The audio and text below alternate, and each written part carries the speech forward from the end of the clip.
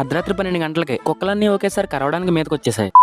అందరం కలిసి శబరిమల వెళ్దామని 1 మంత్ బ్యాకే టికెట్స్ బుక్ చేసుకున్నాం. అదేంటో మేము టికెట్లు బుక్ చేసుకున్న 30 రోజులకే 1 మంత్ అయిపోయింది. మేము వెళ్ళే ట్రైన్ హైదరాబాద్ నుండి కాబట్టి ఇక్కడ నుంచి ముందు హైదరాబాద్ వెళ్ళాలి. నేను ఎక్కే బస్సు 10కి అయితే 9కి బయలుదేరి స్పీడ్ గా బస్సు ఎక్కే చోటుకు వచ్చేసాం. అసలైన ఇబ్బంది ఇప్పుడే మొదలైంది. 10కి రావాల్సిన బస్సు 12 అయినా ఇంకా రాలేదు. వచ్చేటప్పుడు స్నేహ మేరా జీవితం దోస్తు మేరా దోస్త్ అని పాటలు పాడిన బోగ్గాళ్ళు బస్సు రావడం లేట్ అయిందని చెప్పి ఒక్కడనే వదిలేసి వెళ్ళిపోయారు. అసలే ఒక్కడనే ఉన్నానని భయంతో నేను చేస్తుంటే ఈ కుక్కలన్నీ రాత్రంతా చుక్కలు చూపించినాయి. అటికాయలతో కొట్టడం, కడ్డీలు కేలాడడం, రాత్రంతా కుక్కలతో కాపురం చేయడమే సరిపోయింది. బస్సు వచ్చేలో పడుకుందామన్నా బ్యాగ్ లో ఉన్న 10 రూపాయలు ఎవడన్నా ఎత్తుకెళ్ళిపోతాడేమో అని భయం.